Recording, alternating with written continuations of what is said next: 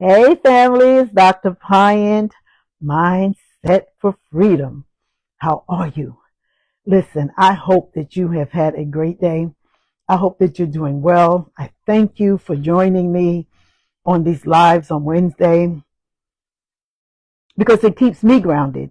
It keeps me studying and preparing to be able to share with you what God has given me. So, I'm always asking the Eternal, what do you want me to say to your people? But today was a little different. I want to tell you this, right? So today, I was thinking about this, that, and the other on my walk. And then I said, Lord, what is my purpose? And then the question came back to me, what is your purpose? And I already know, your purpose is what you love to do. In this world, we are challenged with do what it is that you love to do. Find your purpose in life. I began to think about that. I said, my purpose in life is helping people. So I'm going to do that in the best way that I can. I'm going to do it to the best because everything that I have done in life, I have reached the top of that. In my academic career, PhD level. In my work life career, assistant principal. Whatever I did, I always went to the top. So I said, you know what? I'm going to the top with this too, with helping people. So my purpose is in helping people. Listen, I see that some of you are joining. Just let me know if you can hear me because, I didn't really do a voice sound check, but I want to make sure that, that we're connecting before I go in because I have something delightful to share with you tonight that I thought about it. And my purpose is working with women who are dealing with trauma, dealing with emotional trauma. And, that has been my purpose, all my career. Since I've been a therapist, I've always dealt with helping people resolve trauma. And I focus more with women because I'm you and you're me. And I can understand what you're going through emotionally because we're both females. We both have the same type characteristics of what women feel, how they act with their actions. So I wanted to talk about not only dealing with emotional trauma, but healing. How do you heal from trauma? And what is emotional trauma? So I just want you to tag me to let me know, send me a little message, guys, on this voice because I don't see anything. I don't know. Are we on? Are you guys there? Can you hear me? Yeah. Send me something to let me know that you can hear me. Otherwise, I will come off and then I will try it again because I don't know if we on. I know people ask me, was I coming on? And I said, yes. So I don't know when I go to share to a group. So that's not what you want to do. Hold on. Let me just make sure that I have you guys on. So let me just make sure that you're on. I'm trying to share to join for you to join. Just let me know when I see you pop up, then I'll know that that you see me. I'm inviting people on that I know watch every weekend, every Wednesday. So let's see. So I did invite a few people onto the video. Let's see if if they're going, if they're connecting. So okay, great. I just want to make sure you can hear me. All right, so I want to talk to you just for a few minutes because I can go in, and that is not for the live. That is for the podcast. Okay, and I want to just remind you to go to my YouTube channel and subscribe there because I drop these long videos there. And sometimes this video is too long for Instagram and TikTok. And sometimes it's just too long for you to watch on Facebook. But just go to YouTube and send it and share it with somebody because women are dealing with emotional trauma. So what is emotional trauma? So you know, those of you that know me already, you know that I'm a therapist. You know that I have been doing therapy practice with clients for more than 20 years. Those of you that don't know, now you know that I've also written and published 2 books. I've been in the church world forever as a pastor's wife and in leadership and helping people to deal with themselves and to stay connected to God. That's where my spirituality began. And then I continued to ground myself in spirituality by grounding those practices that I had learned, those practices in prayer. And when COVID came, I learned more about the practice of being still. And so now my practice is really about learning how to be still. And now I can understand so much of what God said about the kingdom of God is within you, that everything is within you, but trauma is also within you. And a lot of times women have gone through emotional trauma. And when you have gone through emotional trauma, it is hard for you to have clarity. It is hard for you to trust. You have things like lack, control, and attachment issues. So we want to talk about emotional trauma. And it sounds like it's self-explanatory, and it is kind of sort of, because it explains its trauma to your emotions. So anything traumatic that has happened to you that has made you feel bad for more than a little while, more than a day, that's emotional trauma. And it has set itself in your subconscious mind, and it stays there. So whenever something happens in life that attaches to that, that thing is triggered. But I want to talk to you more about when it's not resolved, how you leave yourself open. You leave yourself open to revisiting things to soothe you because you haven't done the work. When you have emotional trauma, again, trauma, things that have happened to you that have offset you emotionally and made you feel it, tapped into one of those or created one of those belief systems of I'm not worthy. Nobody loves me. I'm not good enough. I always make bad choices. Those things, those are belief systems. And when you tap into those belief systems, you are guided and drawn into an energy zone that is connected with those systems. And if you don't resolve this emotional trauma, you're going to go back to something that helped you to soothe that. Does that make sense? Either spending, drinking, and I ain't against drinking, I'm talking about drinking too much. Things outside of you. That's what I'm talking about.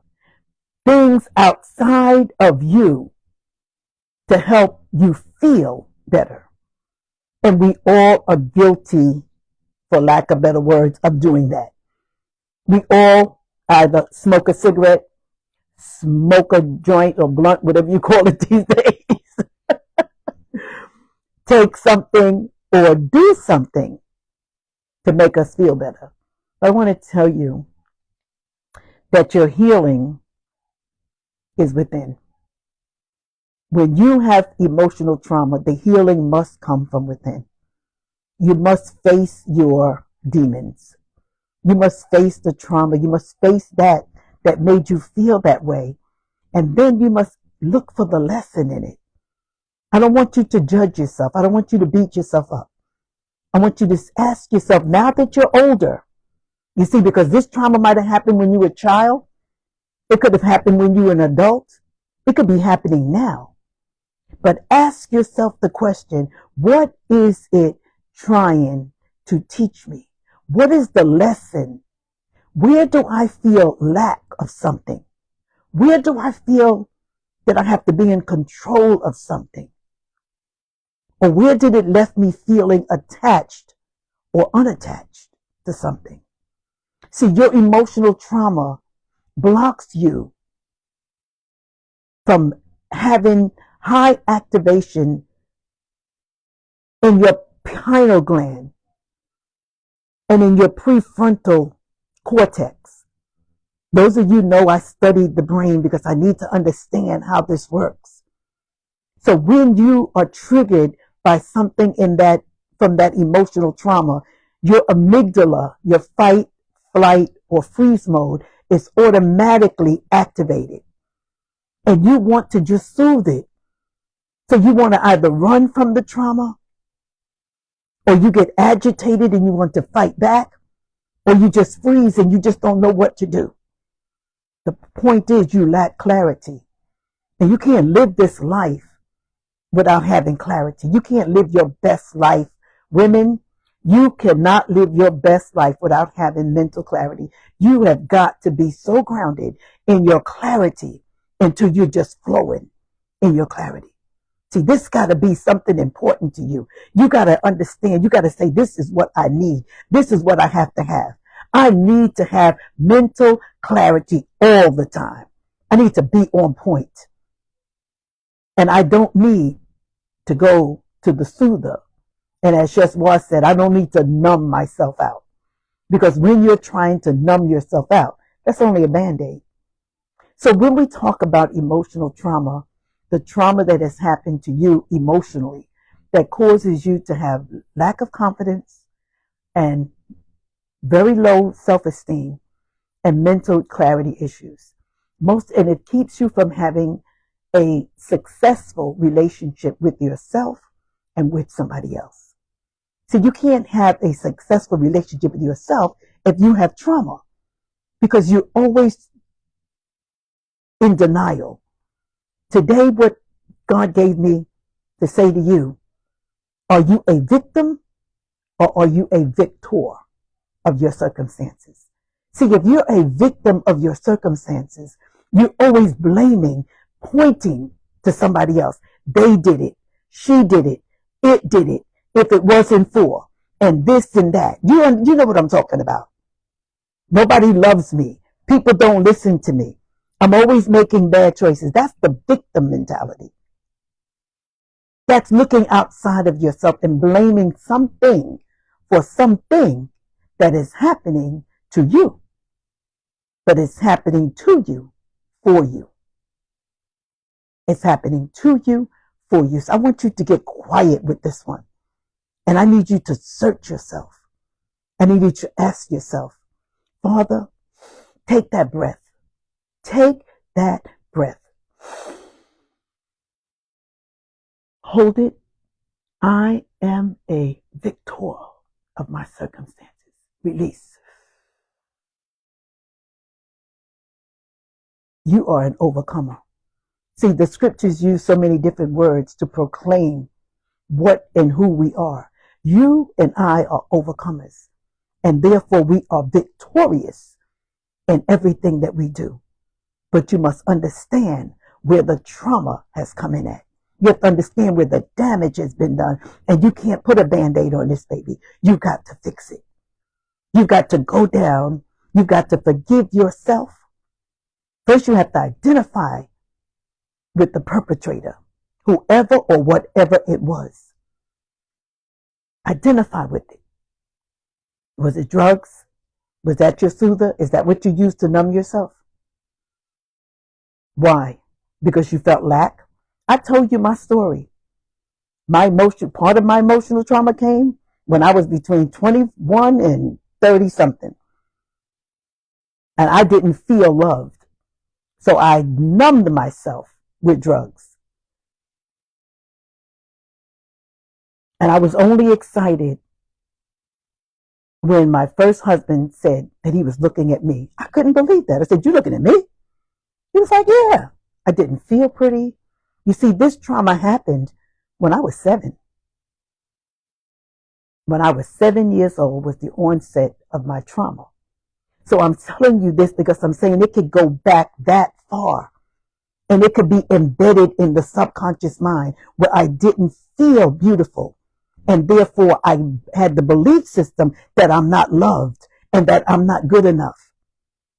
And then of course, life happens. You know, when I was a little girl, all of my hair fell out. So now I don't feel like I look beautiful. So I closed my heart off and I closed myself off from people, from hearing and feeling, because I was thought this was mine. Remember your perception.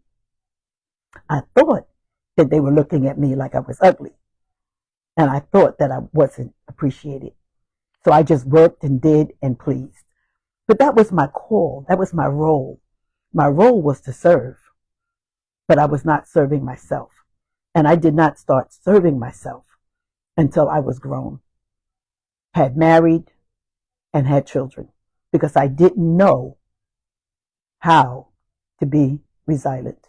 I didn't know how to uncover the emotional traumas that had happened until I started writing. Sometimes you take for granted that journaling, oh, that journaling, I just keep journaling, ain't nothing happening. Let me tell you something. Something is happening. Because what you're doing is you're tapping in and bringing forth from the subconscious mind the things that we have buried. You've got to write that thing out. You got to talk to somebody. So talk to yourself through the pen to the paper and write it out and release your trauma and then forgive yourself. This is not a one step. This is not a sprint of a healing. It is a marathon and it takes time. But those of you that are suffering from clarity, from low self-esteem, low confidence, you always second guessing yourself. Let me tell you something. I want you to live your best life, because we can see today that tomorrow is not promised, not even the next moment. So what I want you to do is I want you to set an intent that every day, in every way, you're going to be the best version of yourself that you can be. Every day, in every way, be the best version of yourself that you can be. And let's dig a little deeper into this emotional trauma. Let's dig a little deeper into why I feel lack, control, or attachment. Why do I feel these things? What is it going on with me that's causing me to have these negative beliefs, that's keeping me mentally and emotionally in bondage? You can be free. You know why? Because I'm free. That's why I'm mind set for freedom, baby. I am free. But there's so much that goes on until every now and then it tries to sneak in. Like they would say on the down low, with something that would happen. You know what I do? I remember God. You see, that is always the source. God in you will help you to resolve your trauma. But until you get deep enough that you understand that there's a God on the inside, baby, I want you to keep praying. I want you to keep looking to God. From whence cometh your help? Because your help cometh from the eternal, the maker of all heaven and earth. Your help comes from there. Angels are dispatched to help us. God is always with us. So I want you to remember to pray, not beg. Pray. Pray with an intent. I want to be my higher self. I'm going to be the best version of myself that I can be. I'm going to understand what my passion is, and I'm going to do it. Let go of that negative thinking and talking about yourself. And you don't have to beg God for anything, because God is a presence that is never an absence. He hears you before you even open your mouth. It's for you and I to pray, because we affirm ourselves. So I want you to affirm in yourself that I am loved and I am loved. I am somebody. And the time is now. There was a little affirmation that said, no time to wait. Respect yourself and trust yourself. Trust the God that is within you. Whether you have emotional trauma or not, God still works. But you want to get to where you're so grounded that you know that God is working. You see, that's what happens. You forget that there's something on the inside that's working itself, working us, supporting us, talking to us. But if you always talking and always judging and always negative, how can you hear? How can you hear the Spirit speak softly to you? You can't. So I want you not to go to the outward to soothe, but go in. Take those breaths. Calm your vagus nerve. Say your positive affirmations over yourself. And know that you got this. I've got a website. I've got something coming. I joined this program called School, School. See if you can find it. Look for me on School, The Mindset for Freedom. I'm going to be doing some courses and some podcasts. I'm going to be taking a deeper dive for women that are challenged and suffering from emotional trauma, low self-esteem, and mental clarity. You know you need this. You ain't got to pay, but you got to join in order to get it. Eventually I'll do some courses, but that's another platform that they put out there that us content creators and coaches can go to help people to be able to join in the community, because on this community right here, we can't really have questions and answers. But in that community, we can do Q&A.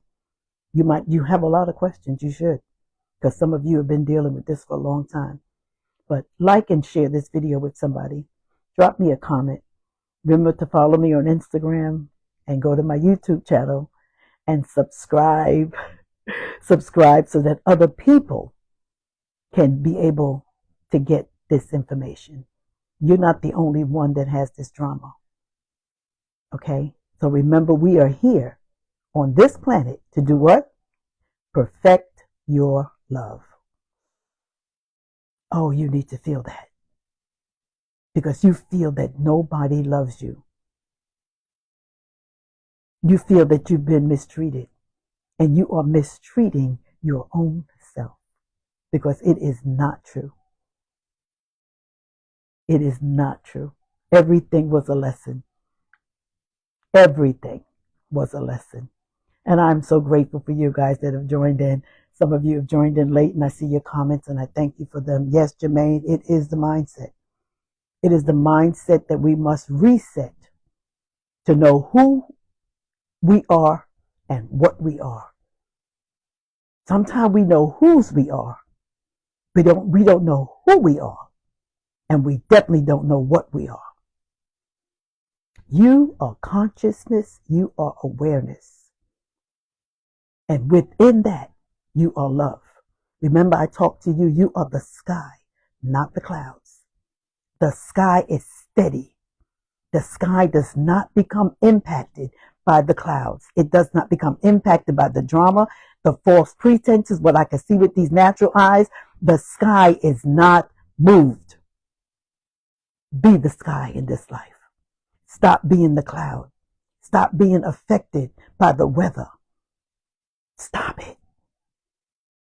That's the emotional trauma. When you see that you're always affected, because there's always a dark cloud. Maybe there's always going to be rain, but the rain must fall.